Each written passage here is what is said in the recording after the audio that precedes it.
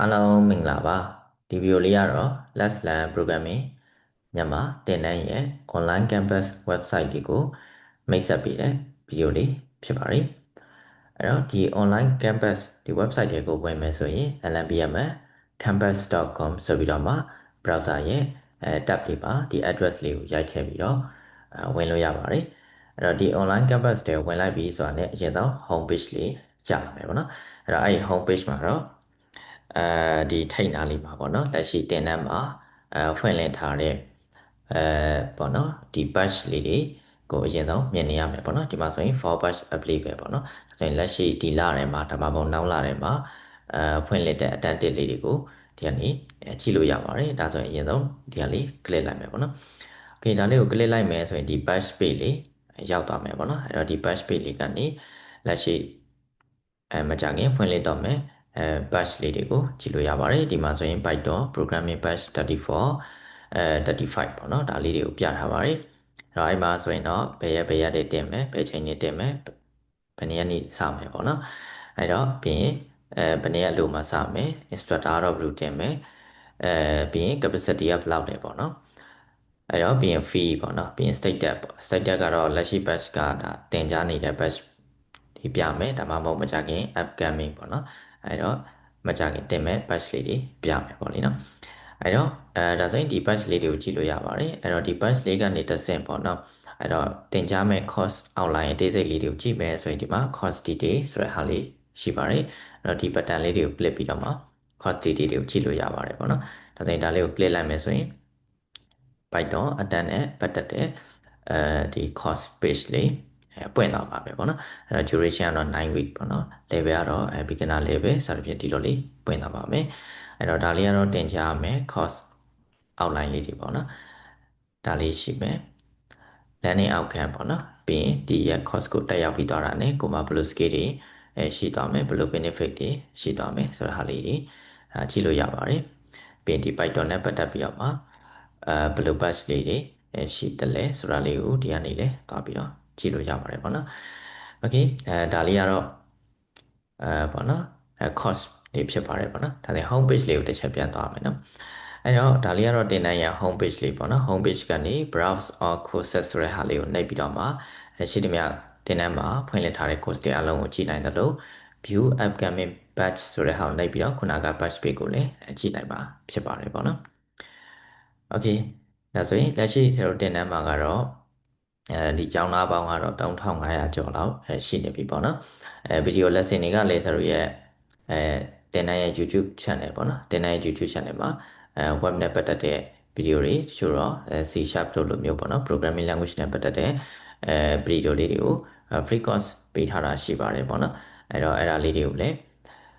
free လေ့လာလို့ရပါတယ်ဒီမှာဆိုရင်ကျွန်တော်ရဲ့တင်တဲ့ YouTube channel လေးပေါ့နော်အဲ့ playlist ကနေတွားပြီးတော့မှကြည့်လို့ရပါတယ် HTML CSS PHP MySQL စသဖြင့်ပေါ့နော်ဆရာ free course လေးတွေပေးထားတာရှိပါတယ်အဲ့ဒါလေးလည်းလေ့လာလို့ရပါတယ်ပေါ့နော် okay ဒါဆိုရင်ဒါလေးကhome page လေးပေါ့နော်အဲ့တော့အဲ့ဒီ home page လေးပြီးတော့ပြီဆိုရင်တော့ကျွန်တော်ဒီမှာ course page လေးလည်းကျွန်တော်တွားလို့ရမယ်ပေါ့နော် okay ဒါဆိုရင်ကျွန်တော် course page လေးတွားကြည့်မယ်နော်ဒါဆိုရင်ဒီ course page မှာတော့ကျွန်တော်ရဲ့သင်တန်းမှာဘယ်လို course လေးတွေရှိတယ်လဲ level alike ကျွန်တော် filter လုပ်လို့ရတယ် category alike လည်း filter လုပ်ပြီးရှာကြည့်လို့ရပါတယ်ပေါ့နော်အဲ့တော့ဒီမှာဆိုရင်တော့ကျွန်တော်လောလောဆယ်C programming course ကျွန်တော်တင်ပါတယ်ပြီး Python programming course ပေါ့နော်တင်ပါတယ် Java တင်ပါတယ်ပြီးရင် UI UX design ပေါ့နော်ကျွန်တော်ဒီ website တွေရေးတဲ့အခါမှာပဲဖြစ်ဖြစ်ဒါမှမဟုတ်ဒီ mobile app တွေရေးတဲ့အခါမှာပဲဖြစ်ဖြစ်ဒီ UI UX နဲ့ပတ်သက်တဲ့ skill ကလိုအပ်တယ်ပေါ့နော်အဲ့တော့ဒီ UI UX design တန်းလည်းရှိပါတယ်ပြီးရင် database ပေါ့နော်ဒီ database ကလည်းအရေးကြီးပါတယ်အဲ့တော့ software တွေ develop လုပ်တဲ့အခါမှာ database မရှိပါနဲ့ဘာမှလုပ်လို့မရဘူးပေါ့နော်ဒါဆိုရင် database အတန်းလေးလည်းရှိပါတယ်ပြီးရင် web နဲ့ပတ်သက်တဲ့အတန်းတွေကကြတော့web developer basic အတန်းရှိမယ် intermediate အတန်းရှိမယ်ပေါ့နော်အဲ့တော့ advanced အတန်းကတော့မကြခင်ရှိပါမယ်ပေါ့နော်mobile app နဲ့ပတ်သက်တဲ့အတန်းဆိုရင်တော့ဒီ Flutter app development ပေါ့နော်ဒီ Flutter အတန်းလေးရှိပါတယ်အဲ့တော့ဒီ course page ကနေ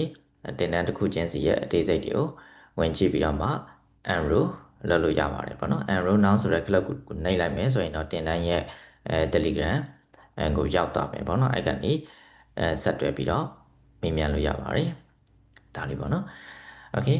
ဒါလေးက course detail တွေကိုကြည့်တဲ့အပိုင်းဖြစ်ပါတယ်ပေါ့နော်အဲ့ဒါပြီးပြီဆိုရင်တော့နောက်တစ်ခုက quiz ပေါ့နော်အဲ့တော့ဆိုတော့ဒီ quiz ဆိုတဲ့ page ကနေကိုယ့်ရဲ့ knowledge တွေကို test လုပ်လို့ရပါတယ်ဒီမှာဆိုရင်တော့0 C programming ပေါ့နော် computer science C++ C# CSS Start ပေါ့နော် HTML Java စသဖြင့်ပေါ့နော် programming language တော်တော်များများကို quiz လေးတွေဝင်ဖြေလို့ရပါတယ်ပေါ့နော် for example မှာ HTML ထဲကိုဝင်လိုက်မယ်ဒါဆိုရင်ဒီဒါဆိုရင် HTML နဲ့ပတ်သက်တဲ့ quiz ကို round တစ်ခုပြီးတစ်ခုဖြေသွားလို့ရပါတယ် round တစ်ခုချင်းစီကိုမိကွန်15ပုတ်စီချထားပေးတယ်ပေါ့လीနော်အဲ့တော့အဲ့ဒီ15ပုတ်ကိုဖြေသွားလို့ရပါတယ်ပေါ့နော်အဲ့တော့ဖြေပြီးပြီဆိုရင်အောက်ဆုံးမှာဒီမှာ complete this 15 question round ပေါ့နော်ဒါလေးရှိပါတယ်ဒါလေးကိုနှိပ်လိုက်ပြီဆိုရင်တော့ဒီ result ပြမယ်ပေါ့နော်15ပုတ်မှာဘယ်နှမှတ်ရတယ်ဘယ်နှပုတ်မှန်တယ်ပေါ့နော်ဘယ်ပုတ်တွေကတော့မားတယ်ဆိုပြီးတော့ဒီထိုက်မှာပြန်ပြီးကြည့်လို့ရပါတယ် okay ဒါလေးရှိမယ်ပေါ့နော်ပြီးရင်ဒီ quiz ကိုတငယ်ချင်းတွေနဲ့ share ချင်လဲရပါတယ်ပေါ့နော် share မယ်ဆိုရင် share to Facebook share to Telegram ဒါမှမဟုတ် copy link ပေါ့နော်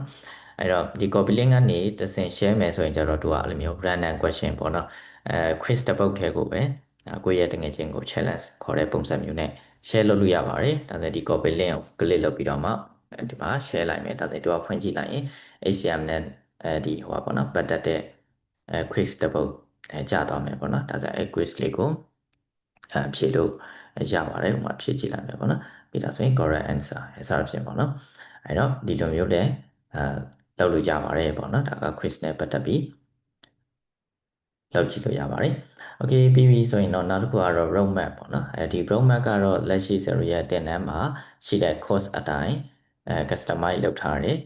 road map လေးတွေပေါ့နော်။လောလောဆယ်မှာတော့ web developer road map ရဲ့ mobile app developer road map ရဲ့နှစ်ခုထည့်ထားပေးပါတယ်။အဲတော့ web developer ဘက်ကိုသွားမဲ့လူတွေကကြတော့ဒါ programming concept အနေနဲ့အခြေခံပေါ့နော် programming အခြေခံအနေနဲ့တော့ C ဒါမှမဟုတ် Python တခုခုရထားရင်ပိုကောင်းပါတယ်ပေါ့နော်အဲ့တော့အဲ့ဒါပြီးပြီဆိုရင်တော့ database knowledge လေးလည်းလိုအပ်တဲ့အတွက် database အတန်းလေးလည်းset တက်ရပါမယ်ပေါ့နော်နောက်တစ်ဆင့်က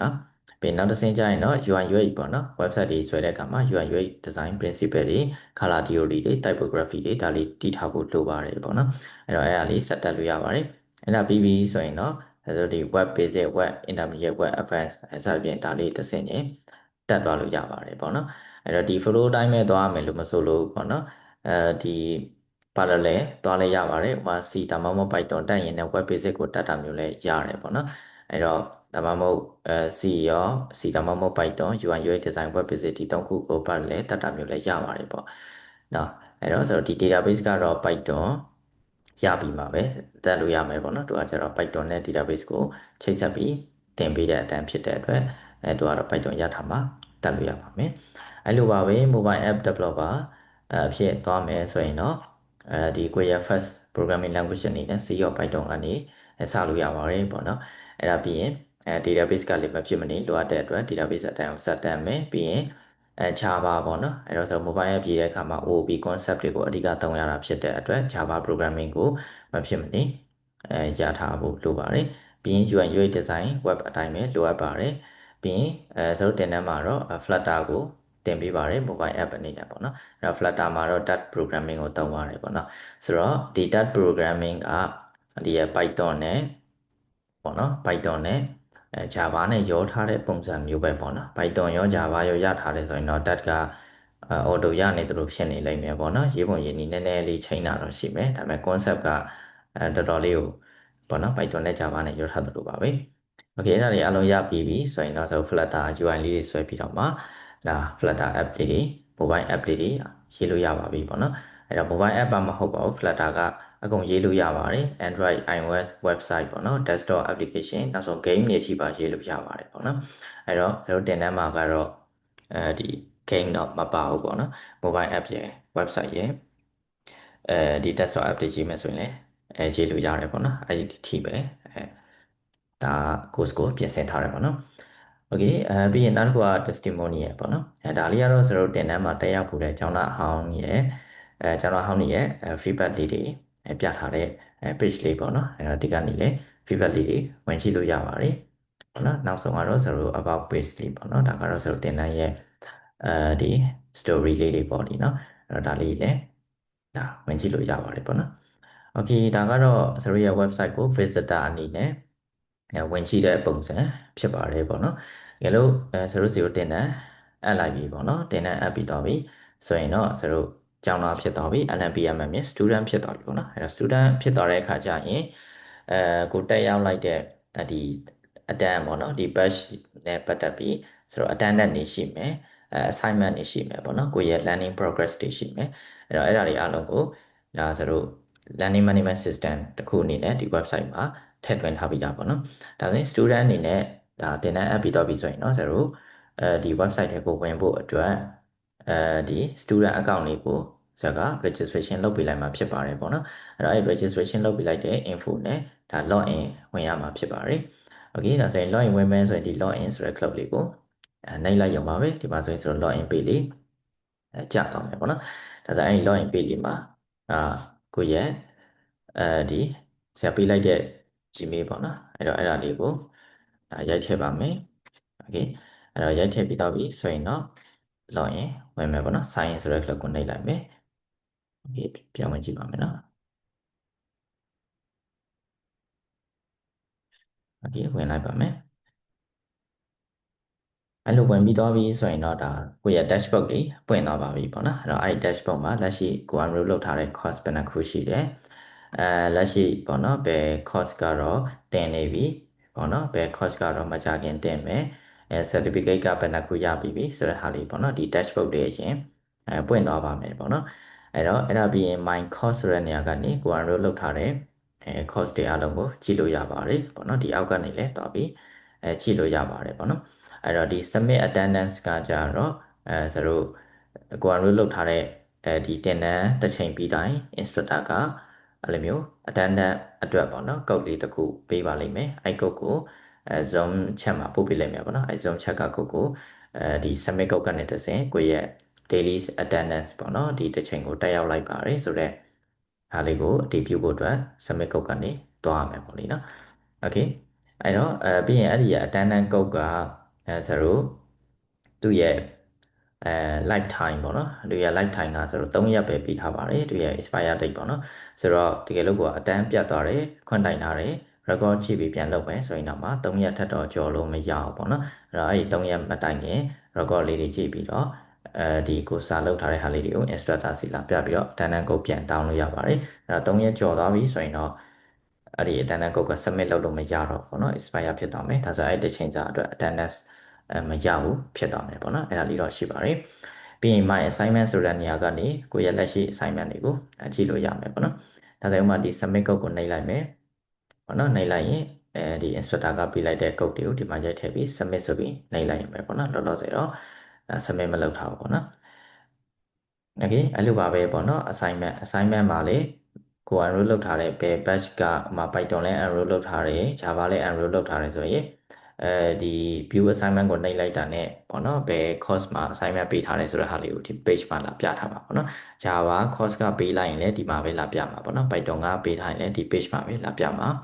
ဖြစ်ပါတယ်ပေါ့နော်ဒီမှာဆိုရင်assignment 1ပေါ့နော် Python assignment လေးပေးထားပါတယ် due date ကတော့ဆိုတော့ March လ9ရက်နေ့စသဖြင့်ပေါ့နော်ဒါဆိုရင် assignment ထပ်မယ်ဆိုရင်ဒီ submit ကနေနှိပ်ပြီးတော့မှ assignment ထပ်ပေးရပါမယ်ပေါ့နော်ဒါဆိုရင် assignment ကဥမာပုံနဲ့ထပ်မလားဒါမှမဟုတ် code snippet ပေါ့နော်အဲ့တော့ code နဲ့ထပ်မလားပေါ့နော်ဒါဆိုရင်ကိုယ့်ရဲ့ code ကိုဒီမှာ copy paste လုပ်ပြီးတော့မှထပ်လို့ရပါတယ်ပြီးရင်ဒီမှာ submit နှိပ်လိုက်ရပြီပေါ့နော်ဒါဆိုရင် instructor ဘက်ကို assignment ရောက်သွားပါမယ်ပေါ့နော်အဲ့တော့ instructor ကစစ်ပြီးတော့ရင် grading ပေးပါလိမ့်မယ် feedback တွေပေးပါလိမ့်မယ်ပေါ့နော်ဒီဒါက assignment နဲ့အပိုင်းပေါ့နော်ပြီးရင် payment ပေါ့နော် payment ကနေလေကို enroll လုပ်ထားတဲ့ course နဲ့ပတ်သက်ပြီးတော့ကိုရဲ့ payment progress တွေကို payment history တွေကိုဝင်ကြည့်လို့ရပါတယ်ပေါ့နော်အဲ့တော့တင်တန်းကြီးတွေအားလုံးပေးပြီးပြီလားဒါမှမဟုတ်ဘယ်လောက်ကျန်သေးတယ်ဆိုတဲ့ဟာလေးလည်းကြည့်လို့ရပါတယ်โอเคဒါဆိုရင်ဒီဟိုပေါ့နော်ကို enroll လုပ်ထားတဲ့ course တစ်ခုချင်းစီကိုအသေးစိတ်ဝင်ကြည့်ရင်ဘယ်လိုပေါ်မလဲဆိုတာလေးဆက်ပြီးကြည့်ကြည့်မယ်ပေါ့နော်โอเคအဲ့ဒါလေးဆက်ကြည့်မယ်ဆိုရင်ဆိုတော့ဒီမှာ my enroll course ပေါ့နော်ဒီဟာလေးကို view all ပေါ့နော်ဒီဟာလေးနှိပ်လိုက်မယ်ဒါမှမဟုတ် my course ကနေ view all course ပေါ့နော်တူတူပါပဲเนาะ အဲ့ဒါလေးကိုနှိပ်လိုက်မယ်ဆိုရင်ဒီမှာ Python programming fundamental ဆိုပြီးတော့မှကိုယ် enroll လုပ်ထားတဲ့course page လေးပွင့်လာမယ်ပေါ့နော်ဒီမှာတော့ course တစ်ခုပဲ enroll လုပ်ထားလို့ပေါ့လीနော်အဲ့တော့တကယ်လို့တခြားတော့ course တွေ enroll လုပ်ထားရဲဆိုရင်ဒီနားမှာလာပြနိုင်မယ်ပေါ့နော်အဲ့ထဲကအခုဆိုရင် ongoing ပေါ့နော် Python course ကတင်နေပြီဆိုပါစို့ပေါ့နော်အဲ့တော့ဒါဆိုရင်အဲ့ဒီရဲ့ course နဲ့ပတ်သက်ပြီးတော့ကိုယ့်ရဲ့ progress တွေကိုတွက်ကြည့်မယ်ပေါ့နော်ဆိုရင်ဒီဟာလေးကို click လိုက်မယ် okay click လိုက်တဲ့အခါကျရင်သူရဲ့page လေးပြန်ပြီးတော့ပွင့်လာမယ်ပေါ့နော် okay ဒီမှာဆိုရင်လက်ရှိကိုတက်ရောက်နေတဲ့